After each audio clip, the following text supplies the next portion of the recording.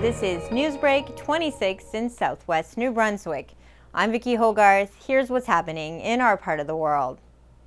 The second Charlotte County Freedom Convoy support rally took place over the weekend. Over 100 participants and dozens of vehicles met in Pennfield at noon on Saturday before embarking on a county-wide slow roll protest against the vaccine mandate and ongoing COVID-19 restrictions. We don't believe the government should have the ability to tell you what goes in your body, whether you're vaccinated or not. We still hold that principle. We should end the state of emergency. I don't think it's really justified now. And more funding for healthcare, because that's the real crisis that I think is happening, is like a healthcare crisis. Other than that, it's just about freedom. Although New Brunswick is moving to level 1, the least restricted level of its winter plan to manage COVID-19 on Friday, February 18th, a move Premier Higgs hoped would take the steam out of protests around the province. All of the protesters who we spoke with said the move to level 1 doesn't meet their demands. It's not enough. Level 1, we're going to give you some of your rights back. This has been 2 years. And everyone did what they said they were going to do in the beginning. It was supposed to be 2 weeks to flatten the curve, and then it turned into 2 months, and now it's been over 2 years. The protest took to the streets, leaving Pennfield at 12:30 en route to Black's Harbour, followed by a drive through St. George.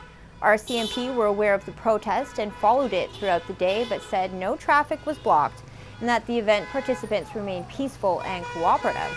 The rally arrived in St. Andrews around 4 p.m., looping around the point before driving through downtown.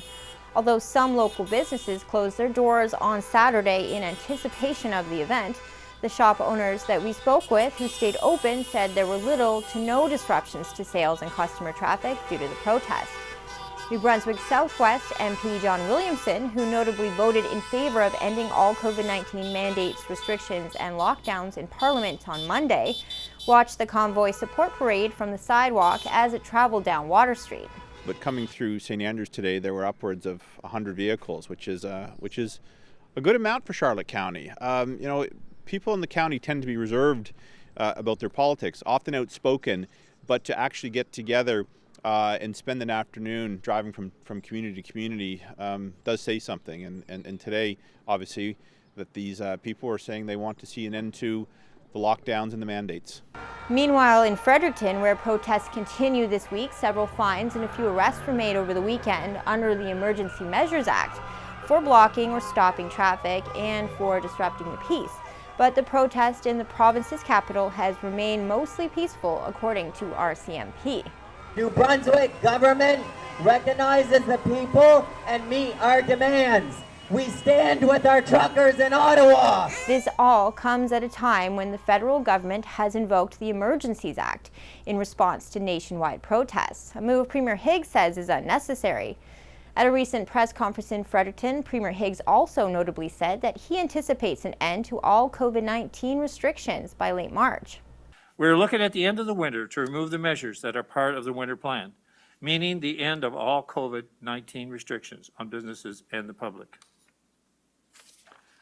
We will need to see hospitalizations go down as projected and ensure that our healthcare system is not placed under unnecessary strain. But the end of the mandates is certainly in sight.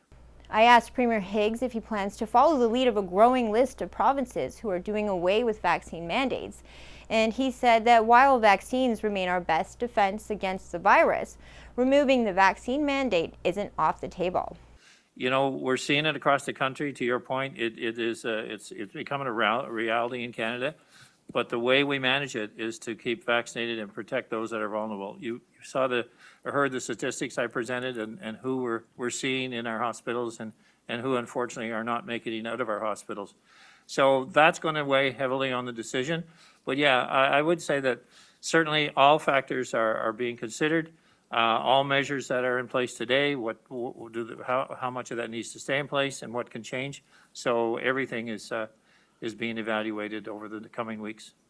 That's all the news I have for you. For more stories and live-streamed COVID-19 updates for New Brunswick, follow us on Facebook at CHCO.TV. A news and public affairs production of CHCO-TV, New Brunswick's only source for independent community television.